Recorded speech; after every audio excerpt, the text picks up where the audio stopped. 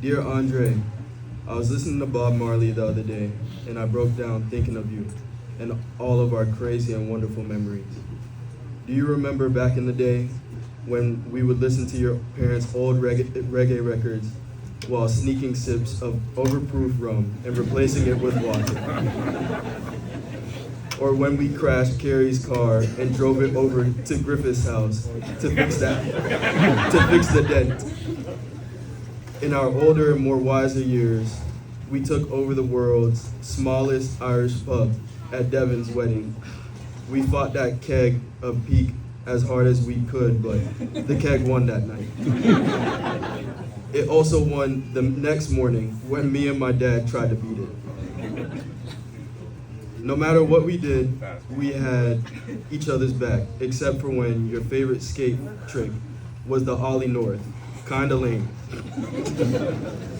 One of our last times I saw you was about a year ago at the reunion in Freeport. After you dropped me off in Portland, I was awakened by you shaking my bed around 2:30 in the morning because you said you had lost your phone. What that had to do with me boggles my mind, but of course, I crawled out of bed and we searched around, realizing it was clearly in Freeport. We then jumped in the SUV with no gas and no clue where to get gas. So we did the smart thing and called Minnesota to have my gal Google it for us. When we finally got to Freeport and Laugh argued about who would knock on the door, you won. I knocked on the door and you got your phone.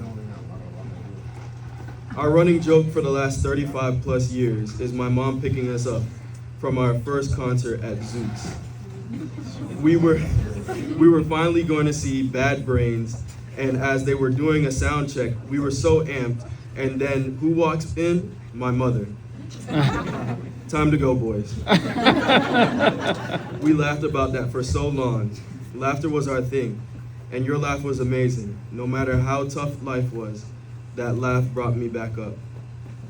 No matter how far apart we are, we always kept in touch. 1,000 miles meant nothing to us. We were brothers, and that's what mattered. Andre, you were an amazing man, an amazing father, and an amazing friend. You made me a better person, and I thank God for having you in my life.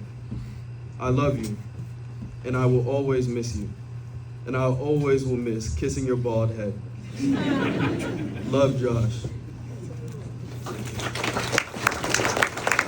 P.S.